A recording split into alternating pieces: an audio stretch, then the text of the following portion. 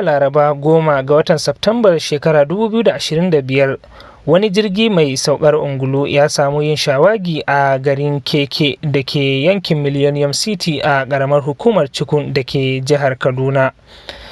Jirgin ya kai kimanin awa 4 yana wannan shawagi. A sanadin wannan shawagin da jirgin ya ɗauki lokaci yana kai komo, ya janyo rushewar gidaje da jikkata wasu mutane a wannan yanki.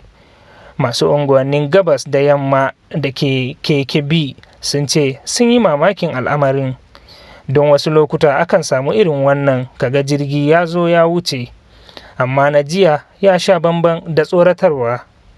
Kira kamar DPO saboda shi ne kamar Chief Security Officer na Millennium City, ya san da abin da kira sojoji suka ce da sun san da abu ana surveillance na security. Wannan abu lallai za mu yaba ma jami'an tsaronmu, musamman sojoji da 'yan sanda da wannan iyakonsa suka zo, lallai sun damu da matsalolin da muke fama da shi a wannan karamar hukumar namu ta cikin local government. Wannan dole iftila'i ne wanda ko su zo na angon ko kar zo na angon wa'annan gidajen Allah ya rubuta cewa ajiya za su rushe, amma komai yana da sanadi. To sanadin zuwan su din shi kawo wannan abu, amma kuma zuwan nasu mu alkhairi ne gare mu bisa ga wannan abin nan insecurity da muke fama da shi a wannan yanki din. Kullum hankalin mu tashi, ba ma bacci in dare yayi, especially in hadari ya duk ba ma bacci. Dole kawai sai dai mu tashi mu ma da mu da iyalan ko kuma a'a mu je mu ci gaba da patrol yadda dai za mu samu mu ga har lokacin da sanda za a yi bacci irin 2 zuwa 3 4 kuma asuba ma yasa ana aje a kwanta. Har ila yau jagororin wannan yankin sun ƙara bayyana godiyarsu ga gwamna Uba Sani da ƙoƙarinsa kan tabbatar da tsaro a faɗin yankin baki ɗaya.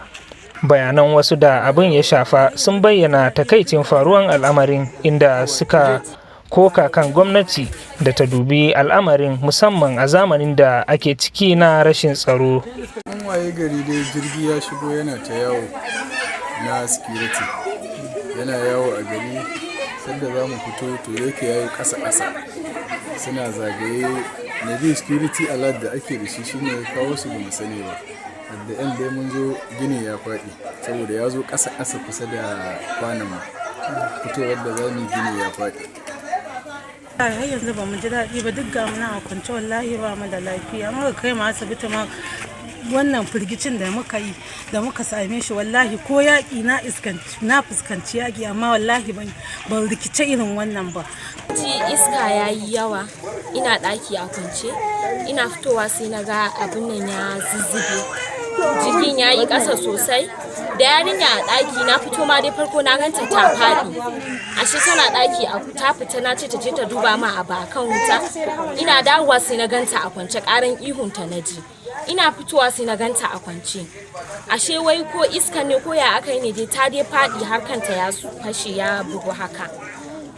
Da na fito na ganta a haka, da na fito kuma sai na ga abin yi. A wani labarin kuma, tawagar jami'an sojin sama ta Najeriya ta ziyarci wannan unguwa don ganin abin da ya faru, tare da jajantawa waɗanda abin ya faru da su.